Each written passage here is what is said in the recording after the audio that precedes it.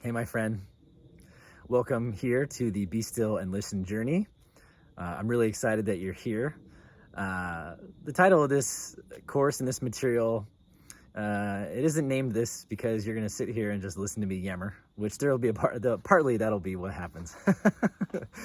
But ultimately what we're doing here on this Be Still and Listen journey is learning how to be still in meditation or prayer and listen to the presence and the guidance and the wisdom that wants to come through from what I call God's loving awareness, from the creative, compassionate intelligence of the universe, from that loving awareness of our spiritual guidance and our spiritual support system that is here to guide us, nourish us, and inspire us on our journey here as spiritual beings having this human experience. This material has sprung from my own personal journey.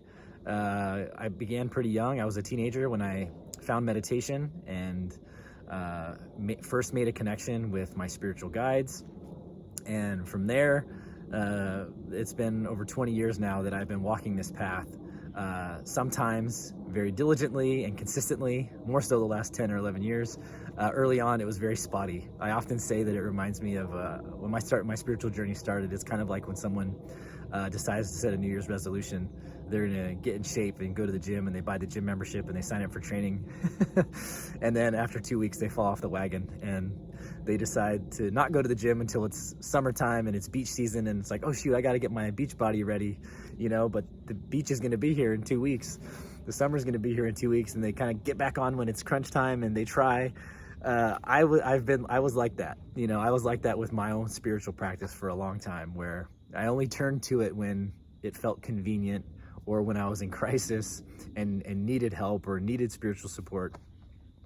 But as I got older and as I got wiser and I had more and more intuitive and spiritual experiences, the more I was called to make this practice that we're going to talk about a daily habit.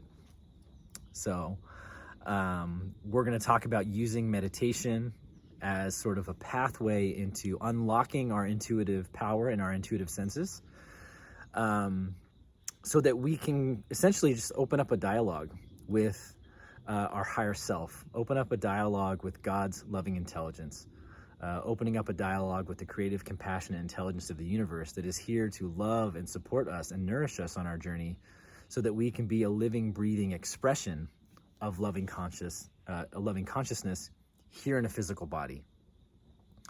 So I found meditation. I found a connection to spirit guidance, to God, to experiences of God and having divine experiences and having intuitive experiences.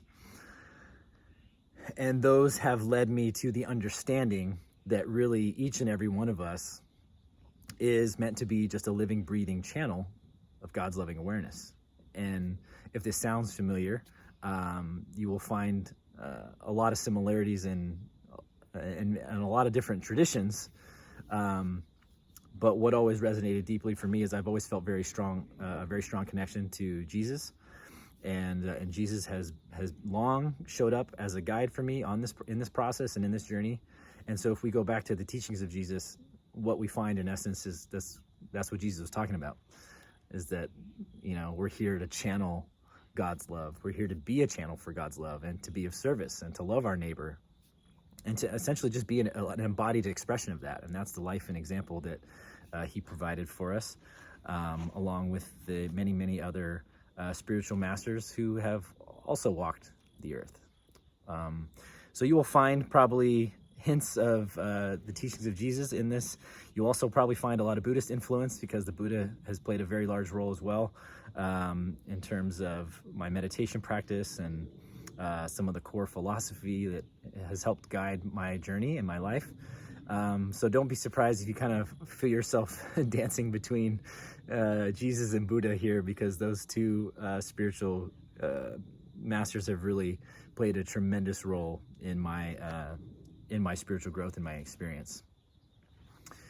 So speaking of those two, what we're going to explore together is that these practical approaches, or the practical approach we can take to using meditation and working with our intuitive senses to open ourselves up to basically higher dimensions of loving intelligence and creativity and inspiration, so that we can then be a channel for that we can be a living, breathing expression of that in our day-to-day life. Very often we think of loving in our culture as an action, to do loving things, to take loving action, to lend a hand, to help out, to donate to charity, to be a volunteer, that kind of stuff, to love on people, to nurture them, to nourish them, to give them hugs, to support them. We think of it as kind of like an outward thing. What this practice is all about is the other half of loving that is really, really important, and we don't talk about it a lot, which is the receiving side of love. So through this process and through this journey, I've also learned that my ability or my capacity to love really is only as deep and abundant and as powerful as my ability to receive love. Does that make sense?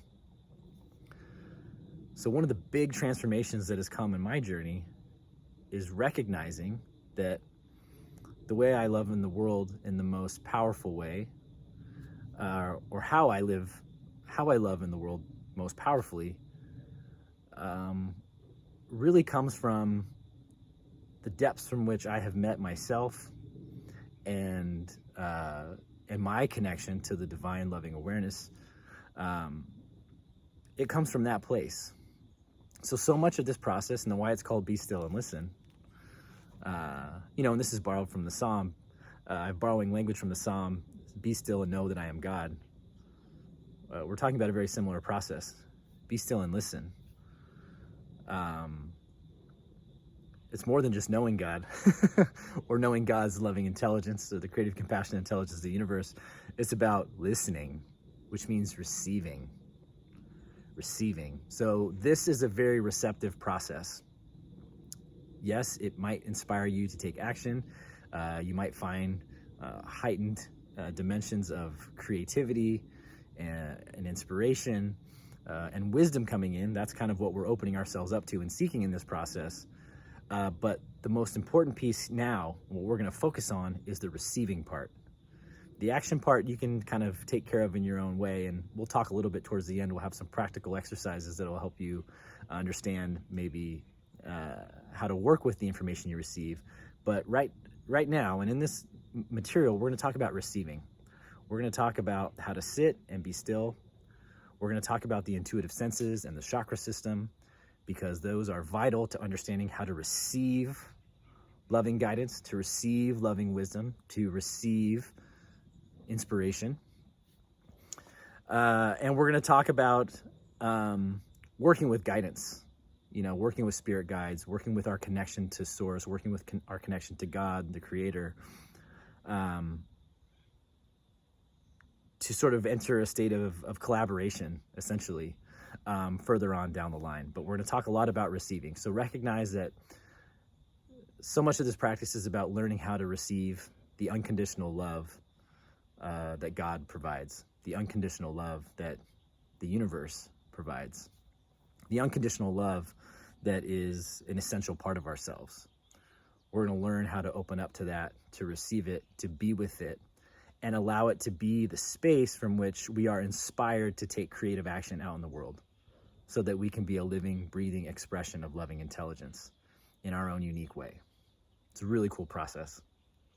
So what you're going to find in this material moving forward, there's 29 lessons that we're going to work through together. I believe this one included. There are prompts along the way to help you engage with the material, just to give you something to reflect on and to work with.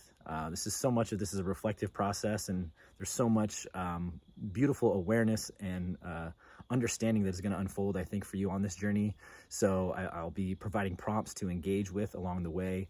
And then I'm going to encourage you to pick up the book, Be Still and Listen, A Guide to Unlocking Your Intuition, to work with the book as well as these videos, just to reinforce the material, to give you another opportunity to spend time with the material. But also it goes into some different places than I'll go here on the videos, just because that material very much was sort of kind of channeled and put together over the course of 2 years. in my happy space, which is channeling and writing.